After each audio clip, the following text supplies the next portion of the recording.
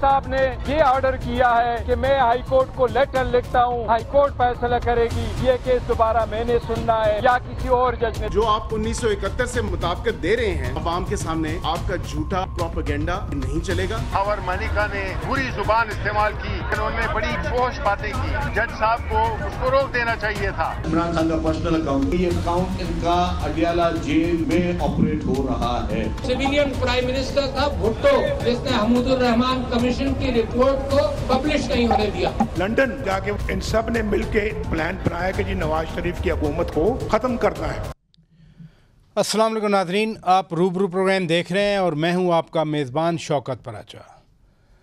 इद्दत case में सज़ा पर आज फ़ैसला आना था, वो नहीं आया, ये दुरुस्त है, लेकिन पाकिस्तान की अदालती तारीख़ में क्या पहली दफ़ा डिले हुआ है, ये भी दुरुस्त है।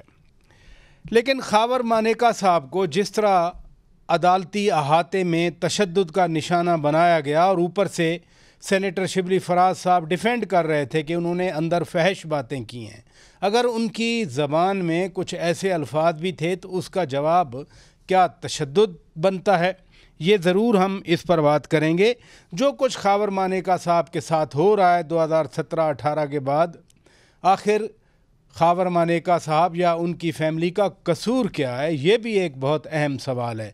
मियां मोहम्मद नवाज़ शरीफ गुज़श्ता रोज़ मुस्लिम लीग नून के दोबारा सदर बने और आज उन्होंने एक बड़े इजलास की सदारत की। सुना है कि 3.5 घंटे की गुफ्तगू में आवाम को रिलीफ़ देने पर बात होती रही। क्या मुल्क में इतना पैसा है कि रिलीफ़ दिया जा सके? फिर कैसे रिलीफ़ दिया जाएगा? Riyadh Malik, owner of Bahria town, उनका पहले एक ट्वीट आया, फिर उस ट्वीट के बाद कल नैब ने बहरिया टाउन के दफ्तर पर छापा भी मारा। ये भी बहुत अहम बात है, इस पर भी बात करेंगे। लेकिन आदिल राजा साहब जो अमूमन पीटीआई के नुक्ता नज़र को प्रमोट करते हैं, आज उन्होंने एक ट्वीट किया है कि अगर डील करना थी तो फिर कौम को जलील क्यों करवाया। मैं इस पे भी ज़रूर बात करना चाहता हूँ। 3 अहम मेहमान अलग-अलग हमारे रूबरू होंगे। जनाब इंजीनियर खुर्रम दस्तगीर खान साहब मुस्लिम लीग नून के मरकज़ी रहनुमा हैं, साबिक़ वफाकी वज़ीर हैं। फिर हमारे रूबरू होंगे बैरिस्टर सेनेटर सैयद अली ज़फ़र साहब, पीटीआई के रहनुमा हैं। लेकिन प्रोग्राम का बाकायदा आगाज़ करते हैं और इस वक्त हमारे रूबरू हैं सेनेटर मुस्तफ़ा नवाज़ खोकर साहब। बहुत शुक्रिया सेनेटर साहब, आपने वक्त दिया। 2 दिन शेख मुजीबुर रहमान को हीरो बनाकर पेश किया जाता रहा, कल वो हमें पीछे हटते दिखाई दिए, तो फिर सोच समझ के फ़ैसले करने चाहिए ना। दुरुस्त बात है जी। ये जो बयान तहरीक इंसाफ की जानिब से दिया गया वो बहुत से लोगों को अच्छा नहीं लगा, इंडिपेंडेंट लोगों को भी अच्छा नहीं लगा कि आज के हालात में और साने मशरकी पाकिस्तान के हालात, जिस वक्त 1971 के जो हालात थे, उसमें कोई मुवाजना पैदा होता नहीं है। और उस तरह का मुवाजना पैदा करने की कोशिश की जा रही है, तो फिर उसके मकासद क्या है? तो ये लोगों के जहन में फ़ौरन एक सवाल खड़ा हुआ। और बिलाशुबा साने मशरकी पाकिस्तान हमारी तारीख का एक हिस्सा है, उससे हम नजरें नहीं चुरा सकते, और एक तल्ख हिस्सा है हमारी तारीख का। उससे जो सबक हमें सीखने चाहिए थे, गालिबन हम अभी तक वो सबक हमने नहीं सीखे। लेकिन आज के मौजूदा सियासी हालात का मुवाजना करना 1971 के हालात के साथ सियासी तौर पे मैं समझता हूँ ये दुरुस्त नहीं था। और पीटीआई ने बैरिस्टर गौहर साहब की मैंने स्टेटमेंट देखी कल रात को, उन्होंने अपने आप को डिस्टेंस किया है इस सूरत हाल से, और मेरे ख्याल से उन्होंने समझदारी का सबूत दिया है। इससे पहले भी IMF को खत लिखने की बात जब आई, और जब इस तरह की बात होती है तो फिर लोग इसको, इंडिपेंडेंट लोग भी, उनका भी यही ख्याल होता है कि यार मुल्क के जो मामलात हैं उनमें कंस्ट्रक्टिव रोल प्ले करना चाहिए। अब IMF को अगर खत लिखते हैं और कहते हैं कि जनाब पाकिस्तान के अंदर आप इलेक्शनों के जो रिगिंग हुई है उस रिगिंग की आप तहकीक करें, ये बात पसंद नहीं की गई। तो PTI को अपने इस रवैये के ऊपर भी नजरसानी करनी चाहिए कि जिसमें वो ना अपोजिशन दीगर सियासी जमातों के साथ बातचीत करने में इंटरेस्टेड नजर आते हैं। सिर्फ उनका मुद्दा, उनका मुकदमा यही है कि हम एस्टैब्लिशमेंट से बात करेंगे और एस्टैब्लिशमेंट से ही रिलीफ हासिल करेंगे। तो इस तरह की सूरत हाल जिसका उन्हें सामना है, اس میں اگر آج بھی ان کے اندر کلیئرٹی نہیں آ رہی، انہیں پولیٹیکل فورسز سے انگیج کرنا چاہیے، انہیں ملکی معاملات جن میں جو سیاست سے بالاتر ہے اس میں کنسٹرکٹیو رول پلے کرنا چاہیے، تو تبھی یہ ملک کی گاڑی آگے چلے گی جس نہج پر ہم پہنچ چکے ہیں کہ آج معاشی طور پر ہم کمزور ترین پوزیشن میں ہیں، ملک پولیٹیکل انسٹیبلٹی کا شکار ہے، ٹیررزم کے انسیڈنٹس بڑھتے چلے جا رہے ہیں۔ یہ سارے ہم سب جب تک تمام سیاسی قوتیں، تمام سٹیک ہولڈرز ایک پیج پر نہیں ہوں گے تو ہم ان چیلنجز کا مقابلہ نہیں کر سکتے۔ یہ اچھی بات آپ نے کی، اچھی بات کی آپ نے، بیرسٹر گوہر خان صاحب کی اسٹیٹمنٹ کا حوالہ دیا۔ اب عجیب بات نہیں ہے کہ بیرسٹر گوہر خان کہہ رہے ہیں کہ بانی پی ٹی آئی خان صاحب اپنے ٹویٹر کا سارا مٹیریل خود نہیں پڑھتے۔ یہ تو بڑی خطرناک بات ہوئی، ان کے اتنے فالورز ہیں اور خان صاحب کی ٹویٹس کو یا ان کا جو بیان جیل سے ان کے ساتھی بتا رہے ہوتے ہیں لوگ فالو کرتے ہیں، اگر وہ اپنا مٹیریل ہی نہیں پڑھتے، ان کے ٹویٹر ہینڈل سے چلا جاتا ہے، یہ تو بہت خطرناک ہو گیا پھر۔ جی یہ درست بات ہے اور کافی الارمنگ بات ہے کہ اب جو ویڈیو شیئر کی گئی تھی سانحہ مشرقی پاکستان کے حوالے سے، اس کا جس طریقے سے موجودہ سیاسی حالات کے ساتھ تناظر جوڑا گیا، موازنہ اس میں کیا گیا، وہ ایک درست چیز نہیں تھی۔ میں ذاتی طور پہ یہ سمجھتا ہوں کہ تحریک انصاف کے ساتھ الیکشنز میں زیادتی کی گئی، ان کا جو مینڈیٹ تھا اس کو کلپ کیا گیا۔ میں یہ سمجھتا ہوں کہ جو سیاسی انتقام، پولیٹیکل وکٹمائزیشن کی ملک میں لہر ہے، اس میں یہ سلسلہ بند ہونا چاہیے، اور تحریک انصاف کے ساتھ کافی زیادتی بھی ہوئی ہے اس معاملے میں، لیکن اس کے باوجود چیزوں کو اس نہج پہ لے کر جانا یہ کسی صورت ملک کے لیے ٹھیک نہیں ہے۔ تو میرا خیال ہے انہیں اپنے انٹرنل میکنزمز پہ غور کرنا چاہیے کہ کس طریقے سے کیا چیز پوسٹ کرنی ہے، کیا بیان دینا ہے، خان صاحب سے اس کو کیسے منسوب کرنا ہے۔ یہ تو کافی الارمنگ بات ہے کہ ان کے نام سے منسوب چیزیں چل جائیں اور پھر بعد میں پتہ چلے کہ جی کہ یہ تو انہوں نے کہا ہی نہیں تھا یا مقصد نہیں۔ جب بانی پی ٹی آئی خان صاحب کو احاطہ عدالت سے گرفتار کیا گیا تھا تو وہ سپریم کورٹ میں بھی یہ گونج آئی کہ احاطہ عدالت بھی عدالت کا حصہ ہوتا ہے، اور آج خاور مانیکا صاحب کو جس طرح وکلاء نے بدتمیزی کی، ان کو تشدد کا نشانہ بنایا گیا، احاطہ عدالت میں ان کو مارا پیٹا گیا، عدالت کو اس کا نوٹس لینا چاہیے آپ کے خیال میں؟ جی بالکل نوٹس تو لینا چاہیے، لیکن یہ اس معاملے پہ میری رائے تھوڑی مختلف ہے، اور وہ یہ ہے کہ یہ معاملہ اس نہج تک پہنچنا ہی نہیں چاہیے تھا۔ یہ ہماری مشرقی روایات، سینکٹٹی آف میرج، یہ چیزیں اس طرح ڈسکس نہیں ہونی چاہیے تھیں۔ یہ ایک پرسنل معاملہ ہے، اور بہت سے کیسز ہیں، آپ انہیں بھلے وکٹمائز کر لیں خان صاحب کو، آپ کے پاس کوئی اگر ایویڈنس ہے کسی معاملے میں انہیں پروسیکیوٹ بھی کر لیں، لیکن اس طرح کی جو چیز ہیں، اس طرح کے جو معاملات ہیں، میں ذاتی طور پر یہی سمجھتا ہوں کہ یہ جو بلو دا بیلٹ کارروائیاں ہیں یہ نہیں ہونی چاہیے۔ میرا تو اس پہ یہ پوائنٹ۔ اچھا، میں نے آج عادل راجہ صاحب کا ایک ٹویٹ دیکھا، وہ یوزولی تو پی ٹی آئی کے نقطہ نظر یا ان کا جو لائن ہے اسی کو آگے بڑھاتے ہیں، لیکن آج انہوں نے ٹویٹ کیا ہے کہ اگر ڈیل کرنا تھی تو قوم کو ذلیل کرنے کا کیوں کیا؟ تو واقعی کوئی ڈیل ہے جس پر اب عادل راجہ تنقید کر رہے ہیں کہ خان صاحب نے ڈیل کیوں کی ہے؟ پراچا صاحب، عادل راجہ صاحب کی کل پرسوں کی ایک ٹویٹ میری نظر سے گزری، یقین مانیے کہ بہت دکھ ہوا۔ مریم نواز صاحبہ کے بارے میں جو بات کی گئی وہ انتہائی غیر مناسب بات تھی، اور سوائے کیچڑ اور گند کے اس کے بارے میں کچھ نہیں کہا جا سکتا۔ It was pure filth. تو میں ان کی کسی بات پہ معذرت کے ساتھ کامنٹ نہیں کرنا چاہوں گا۔ اتنی اہمیت جس طرح کی وہ میں یقین مانیے کہ حالانکہ مسلم لیگ نون کی سیاست ہو، مریم نواز صاحبہ کی سیاست ہو، اس سے میرا اختلاف نہیں۔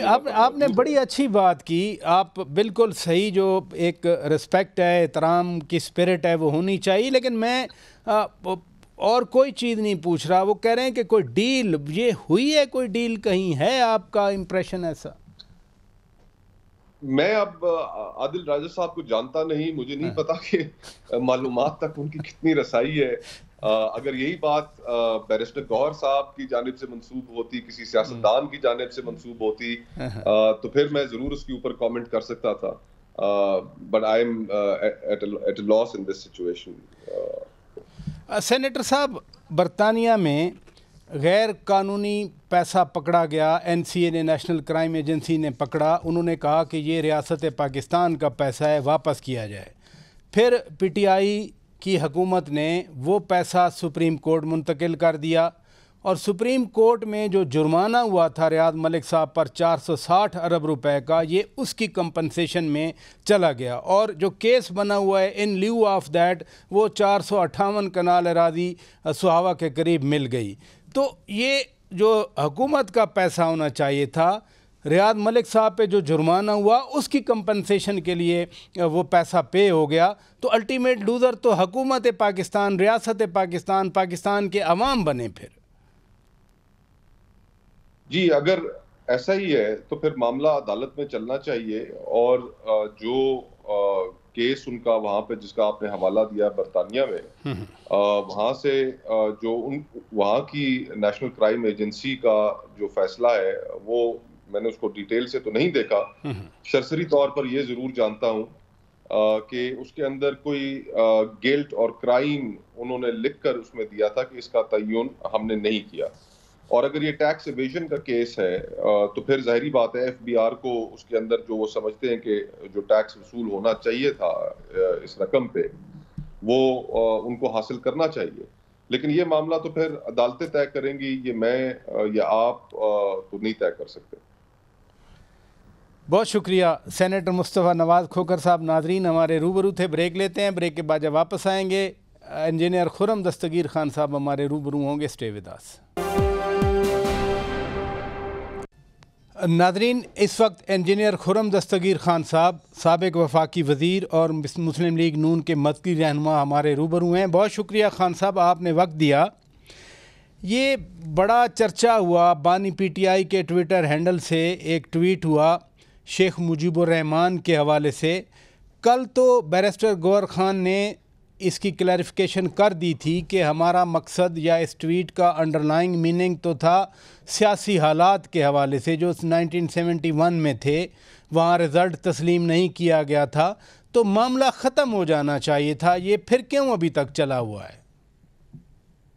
جی، کیونکہ جو یہ جماعت ہے سنی اتحاد کونسل کے نام سے پارلیمان میں، ان کا ایک مستقل راجہ صاحب وتیرہ ہے کہ وہ پاکستان کی تاریخ کو اپنے مقصد کے لیے مسخ کرتے ہیں، دروڑتے مروڑتے ہیں.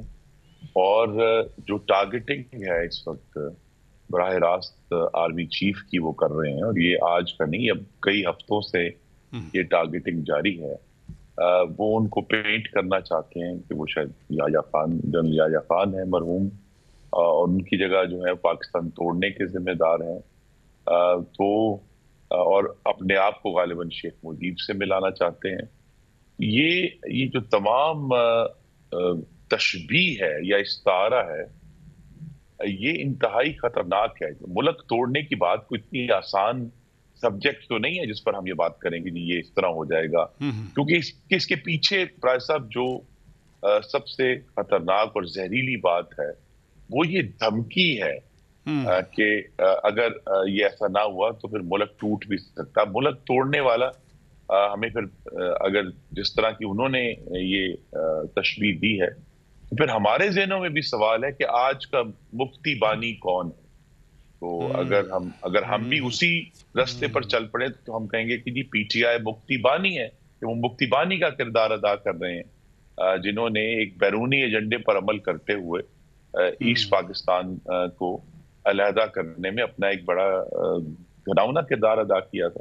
یہ ایک ایسی بات ہے جس کو چھیڑنا ہی کسی سیاسی جماعت کو زیب نہیں دیتا. بجائے یہ کہ ہم 1971 کے واقعے کو سبق سیکھیں، اسے سیاسی بیان بازی اور سیاسی الزام تراشی کے لیے استعمال کرنے سے ملک میں مزید ایک فکری اور غالباً اللہ نہ کرے کوئی فزیکل انتشار پھیلنے کا اندیشہ. آپ نے بھی دھمکی کا ورڈ استعمال کیا. سابق صدر ڈاکٹر عارف علوی صاحب تو بار بار کہہ رہے ہیں کہ پریشر کوکر پک رہا ہے, کسی بھی وقت پھٹ سکتا ہے, تو وہ بھی آنے والے حالات کے حوالے سے ہی خبردار کر رہے ہیں نا. جی دیکھیے, یہ جو دھمکی کی سیاست ہے یہ بھی پی ٹی آئی کا بنیادی پروپیگنڈا جزو ہے کہ ہر دفعہ وہ ہر موقع پر, یہ آج کی بات نہیں کر رہا, یہ 2014 سے ان کا آغاز ہوا ہے, یہ نہ ہوا تو ہم یہ کر دیں گے, یہ نہ ہوا تو ہم یہ کر دیں گے. انہوں نے 126 دن کا دھرنا کیا, پھر آپ کے ناظرین میں سے اکثر بھول گئے ہیں 31 اکتوبر 2016 کو یہ مسلح ہو کر پشاور سے اسلام آباد پر حملہ آور ہوئے تھے اور اٹک کے پل پر ایک گھمسان کا رن پڑا تھا. پھر 25 مئی 2022 کو یہ دوبارہ حملہ آور ہوئے, پھر 9 مئی 2023 کو دوبارہ حملہ آور ہوئے. ان کا ایک جو حصہ ہے وہ ایک دن تو مفاہمت کی بات کرتا ہے, لیکن دوسرے دن جو ہے وہ دوبارہ دھمکی آ جاتی ہے. اور آپ کو معلوم ہے, ہم سب دیکھ رہے ہیں روزانہ کی بنیاد پہ کہ وزیر اعلیٰ خیبر پختونخوا تو ہر روز دھمکی دیتے ہیں کہ یہ نہ ہوا تو میں ایسے کر دوں گا, یہ نہ ہوا تو ایسے کر دوں گا, مجھے بجلی نہ دی تو میں یہ قبضہ کر دوں. تو لہٰذا یہ جو اصل میں جو دھمکی کیا ہے, یہ ہے تشدد کی دھمکی. It is a threat of violence. لیکن یہ جو تھریٹ آف وائلنس ہے مستقل طور پہ, یہ ایک فاشسٹ طریقے کار ہے جو 100 سال پہلے بھی دنیا کی تاریخ میں دیکھا اور آج بھی ہم دیکھ رہے ہیں. لیکن سابق صدر ڈاکٹر عارف علوی صاحب تو کہہ رہے ہیں کہ معیشت صرف اس وقت ٹھیک ہوگی جب ہم ساتھ ہوں گے. وہ تو ساتھ ہونے کی بات کر رہے ہیں نا. نہیں تو وہ میرے ساتھ ہونے کی بات نہیں کر رہے, وہ اسٹیبلشمنٹ یا مقتدرہ کے ساتھ ہونے کی بات کر رہے ہیں کہ جی ہمیں آپ ملائے ساتھ تو معیشت ٹھیک ہو جائے گی. یہ بالکل اتنا ہی غلط مفروضہ ہے جتنا 1971 کی تشبیہ.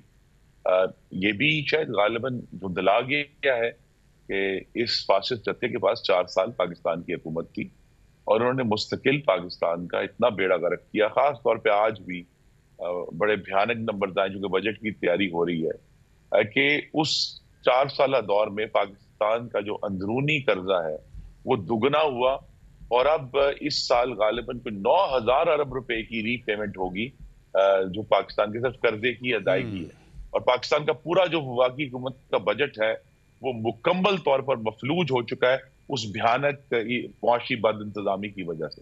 تو لہٰذا یہ کہنا کہ جی ہم آئیں گے تو ٹھیک ہوگا, دیکھیے ان کے یہ آج ساتھ نہیں ہے, اس کے باوجود ملک میں مہنگائی کم ہو رہی ہے, اسٹاک ایکسچینج بڑھ رہا ہے, فورن ایکسچینج ریزرو بڑھ رہے ہیں, ہمیں کمٹمنٹس آ رہی ہیں.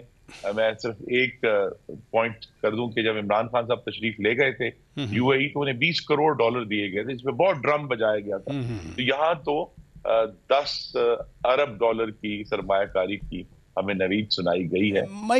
بہت بہتری کی طرف جا رہی ہے. معیشت کی بات صرف ڈاکٹر عارف علوی صاحب نے نہیں کی, وزیر اعظم میاں شہباز شریف صاحب نے بھی, کل آپ ہی کی جنرل کونسل کا اجلاس تھا اس میں آپ بھی موجود تھے, انہوں نے بھی کہا کہ اگر ملک کی معیشت ٹھیک نہیں ہوئی تو پھر نہ کوئی جج رہے گا نہ کوئی پھر سیاستدان. اور آج اسلام آباد ہائی کورٹ کے آنریبل جج محسن اختر کیانی صاحب نے بھی کہا کہ پاکستان ہوگا تو پھر ادارے بھی ہوں گے.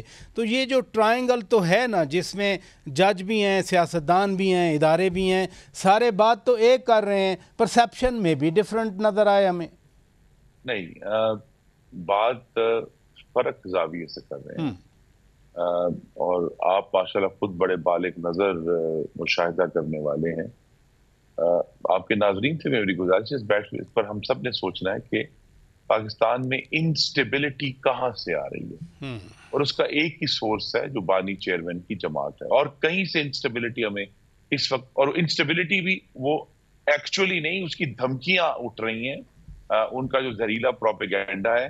ادروائز یہ اللہ تعالیٰ کا ہمیں بہت کرم ہے کہ پاکستان کے گلیوں میں, قصبوں میں, گاؤں میں, گوٹھوں میں اس وقت امن ہے.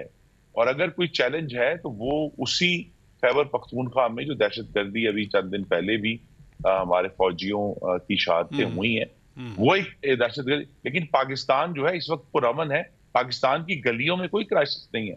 کرائسس اگر کوئی ہے جس کا تعلق عوام سے نہیں ہے, وہ ایک ریاست کے اندر سے کرائسس ہے جو کہ شہباز شریف صاحب نے اور دوسرے اداروں کے سربراہان نے مل کر اس پر سوچنا ہے کہ ہمیں آگے جانا ہے، اور اس کرائسس کو جو ہے وہ اس وقت پاکستان کی سیاسی طور پر کوئی اس میں بڑھاوا نہیں آ رہا، گلیوں میں نہ ہو، لیکن آج اسلام آباد ہائی کورٹ کے اسلام آباد کی عدالت کے احاطے میں جو کچھ ہوا، خاور مانیکا صاحب کو تشدد کا نشانہ بنایا گیا، دوسری طرف پی ٹی آئی والے کہتے ہیں کہ جان بوجھ کے آج جو فیصلہ آنا تھا اس کو ڈیلے کروایا گیا، تو خاور مانیکا کو تو باقاعدہ مارا گیا، وہ ویژولز سکرین پہ ہیں، سارا دن پوری دنیا دیکھتی رہی ہو۔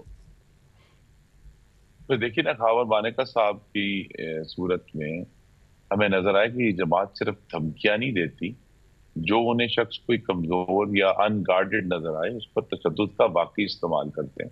اور یہ آج کی بات نہیں ہے، آپ کے سامنے جب بانی چیئرمین عدالتوں میں پیش ہو رہے تھے کوئی 1 سال 1.25 سال پہلے، تو کس طرح جو ہے عدالتوں کے دروازے توڑے گئے اور وہاں بھی بارہا جو ہے وہ دھینگا مشتی اور بلوا ہوا۔ تو یہ تو مستقل بلوے کی جماعت ہے، یہ صرف 9 مئی کے دن تو نہیں کرتے، ہر وقت ہی اس کے اوپر، کیونکہ سارا فوکس اسی پر ہے کہ اگر ہمیں اپنی مرضی ہماری نہ مانی گئی ریاست کی طرف سے تو ہم تشدد کریں گے، ہم وائلنس کریں گے۔ اس لیے ہمیں ان سے عوام کے مسائل کے لیے بات کرنی ہے، ان سے جمہوریت کی تقویت کے لیے بات کرنی ہے، لیکن اس کے علاوہ تو ان سے ہم کس بنیاد پر مذاکرات کریں۔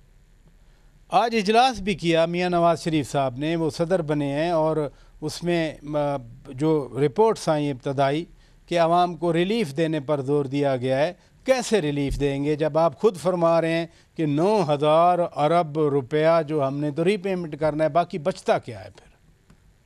جی، یہ بہت وفاقی حکومت کے جو محصولات ہیں وہ بہت بڑا چیلنج بن چکا ہے، اور تفصیلات ابھی چند دنوں میں بجٹ سے پہلے آنا شروع ہو جائیں گی۔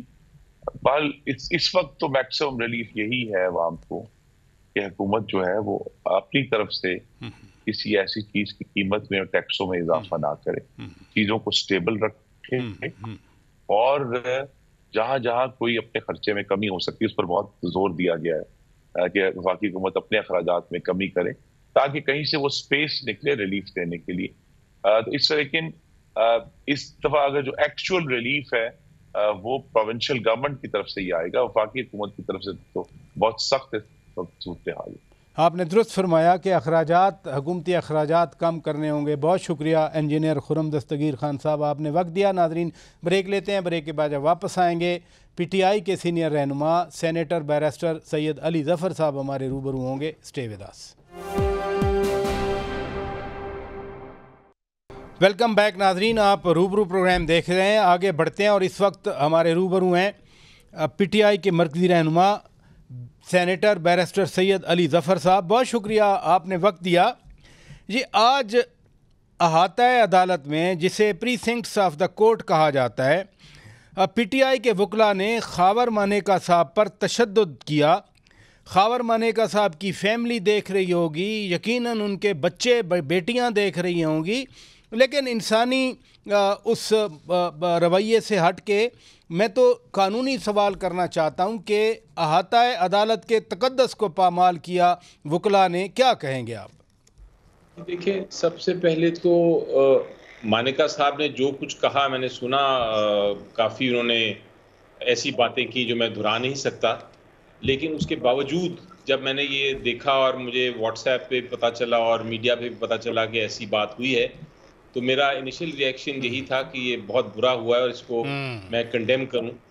لیکن میں نے اس سے پہلے پتہ کیا، پہلے خود بھی دیکھا اور پھر پتہ بھی کیا، تو یہ پی ٹی آئی کے وکلاء انوالوڈ نہیں تھے۔ اچھا، یہ پتہ نہیں کون تھے، لیکن یہ جو پی ٹی آئی کے وکلاء ہیں جن کو میں جانتا ہوں وہ نہیں تھے۔ کسی وکیل کو بھی میری نظر میں یہ کسی صورت میں یہ حق نہیں ہے کہ وہ کسی کے اوپر ہاتھ اٹھائے۔ ہمارا تو کام، ایک وکیل کا تو کام ہوتا ہے دلائل کے ذریعے، گفتگو کے ذریعے، اپنے منطق کے ذریعے وہ بحث کرے اور بحث کے ذریعے اپنا کیس جیتے۔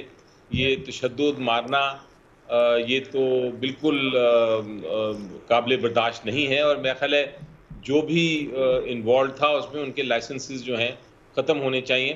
وہ الگ بات ہے کہ آپ کی نہیں ایک منٹ ادھر دیکھیں نا سینیٹر صاحب، بات یہ ہے آپ سے یہی توقع ہے. آپ نے بڑی اچھی بات کی, آپ نے اس عمل کی, تشدد کرنے کے عمل کی مذمت کی, لیکن وہیں پر سینیٹر شبلی فراز صاحب تھے, بیرسٹر گوہر خان تھے.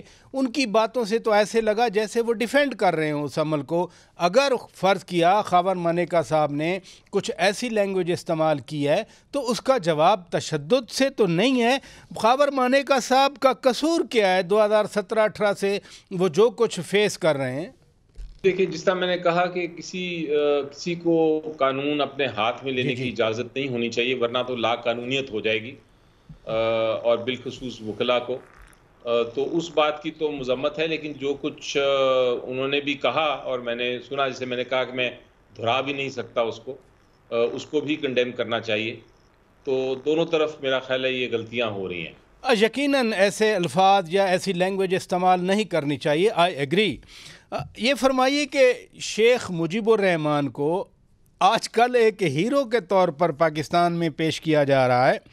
1960s کی پالیٹکس, سیاست آپ نے گھر میں دیکھی, آپ کے والد محترم وہ وزیر بھی تھی اس دور میں. تو کیا واقعی وہ ہیرو ہیں شیخ مجیب الرحمان, جو کچھ 71 میں انہوں نے کیا؟ جی, ان کی آپ اگر کتاب بھی پڑھیں, history of Pakistan reinterpreted, آپ کے والد صاحب کی, اس میں انہوں نے سارے واقعات کا بھی ذکر کیا ہے اور بتایا ہے کہ ہر شخصیت جو اس وقت کی تھی, اہم شخصیت, اس کا کیا انوالومنٹ تھی اور کیا وجہ تھی کہ ہمارا ایسٹ پاکستان اور ویسٹ پاکستان جو تھا وہ الگ ہو گیا اور بنگلہ دیش بنا. ہماری پولیٹیکل غلطیاں بھی تھیں, ہماری سیاسی غلطیاں بھی تھیں, اور ہماری طرف سے بھی کچھ انٹینشنل بھی تھا, یعنی جان بوجھ کے بھی کیا گیا. وہ ٹویٹ کو سمجھنے کی ضرورت ہے, اس کے پیچھے بیک گراؤنڈ کیا ہے. اور میرا خیال ہے کچھ ٹویٹس میں اتنی چیز سمجھ نہیں آتی, اتنی امپورٹنٹ اہم چیز کو بیان کرنا, وہ کہنا کیا چاہتا ہے بندہ ٹویٹ میں, لیکن امپریشن کیا بڑھتا ہے, وہ تھوڑی سی انگریزی زبان اور اردو زبان کا ایشو تھا. لیکن ورنہ تو کانسیپٹ بڑا کلیئر ہے کہ کیا ہوا تھا ہمارے 1971 اور 73 کے درمیان, اور بلکہ اسے بھی پہلے. تاریخ سے سیکھنا چاہیے, آپ نے درست فرمایا. ایک کلیریفیکیشن اس ٹویٹ کی بیرسٹر گوہر خان نے کل دی ہے اپنے ایک بیان, میں نے بھی سنا. وہ کہہ رہے تھے کہ جی بانی پی ٹی آئی کے ٹویٹر ہینڈل پر, خان صاحب کے ٹویٹر ہینڈل پر بہت سارا کچھ مٹیریل ایسا بھی آتا ہے وہ جو خود نہیں پڑھتے. لیکن یہ تو بڑی ڈینجرس بات ہے, کیونکہ ان کے ٹویٹ کو ان کے فالوورز پوری طرح اس کو سنتے ہیں یا دیکھتے ہیں, پڑھتے ہیں, اور پھر اس پر عمل بھی کرتے ہیں. اگر وہ خود سارا مٹیریل نہیں دیکھ پاتے تو پھر یہ ٹویٹر ہینڈل استعمال کون کر رہا ہے؟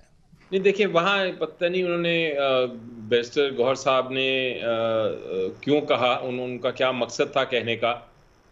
لیکن اتنی بات تو ضرور ہے کہ جب سے ٹویٹس ہوتے ہیں وہ عمران خان صاحب کے ٹویٹس ہوتے ہیں اور وہی اپروو کرتے ہیں. اور آپ کو پتہ ہے کہ پی ٹی آئی کا سوشل میڈیا جو ہے یہ ایک بڑا مضبوط ان کا ہمارا ایک پورا ڈپارٹمنٹ ہے, اور اسی کی وجہ سے پی ٹی آئی جو ہے ساری مشکلات کا سامنا کرتی رہی ہے, کیونکہ سوشل میڈیا پہ پی ٹی آئی زندہ رہی ہے ان کی وجہ سے. اور اس میں ایک بہت اہم کردار عمران خان صاحب کی ٹویٹس کا ہے, جو کہ وہ کرتے ہیں ٹویٹس ان کی انسٹرکشنز کے تحت ہی ہوتی ہیں, اور ایک ہی کمیونیکیشن ہے جو عمران خان صاحب کی ہوتی ہے ان ٹویٹس کے ذریعے.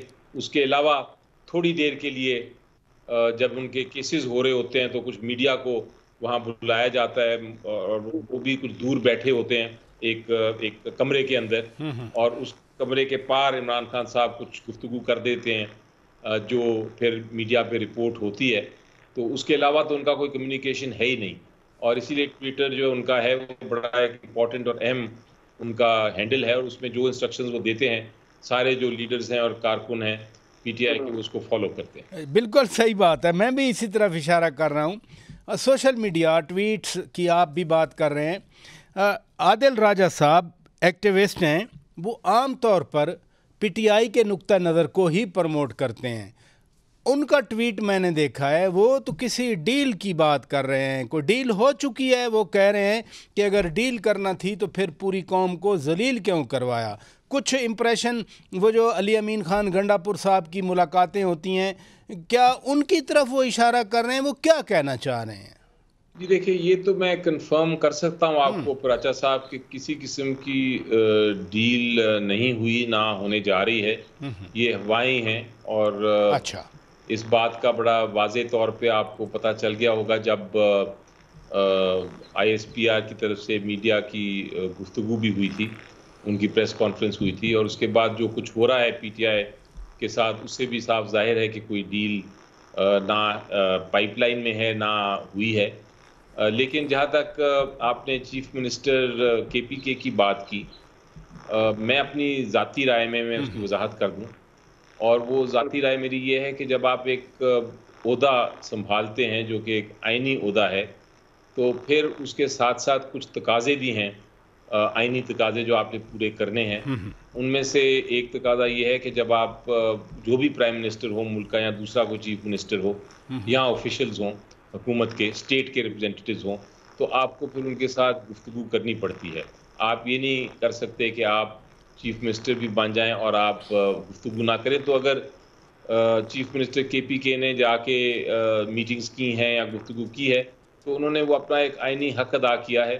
اس میں میرا خیال ہے یہ ڈیل کو لے کے آنا اور کہنا کہ ڈیل ہو گئی اور وہ اس کا حصہ ہے، میری نظر میں یہ درست نہیں ہوگا. یہ صحیح فرمایا آپ نے کہ جب آپ کسی آئینی عہدے پہ یا حکومتی فنکشن کے لیے میٹنگ میں بھی بیٹھنا پڑتا ہے، انٹریکشن بھی کرنا پڑتا ہے. اپنے صوبے کے حقوق کے لیے ضروری نہیں ہے کہ بڑکیں ماری جائیں، بلکہ میٹنگ میں بیٹھ کر بھی بات کرنا ضروری ہوتی ہے. بہرحال بہت شکریہ بیرسٹر سینیٹر سید علی ظفر صاحب، آپ نے وقت دیا. اسی طرح ناظرین، ہم انجینئر خرم دستگیر خان صاحب کا بھی شکریہ ادا کرتے ہیں، سینیٹر مصطفیٰ نواز کھوکھر صاحب کا بھی شکریہ ادا کرتے ہیں. اپنے میزبان شوکت پراچا کو اجازت دیجیے. خدا حافظ.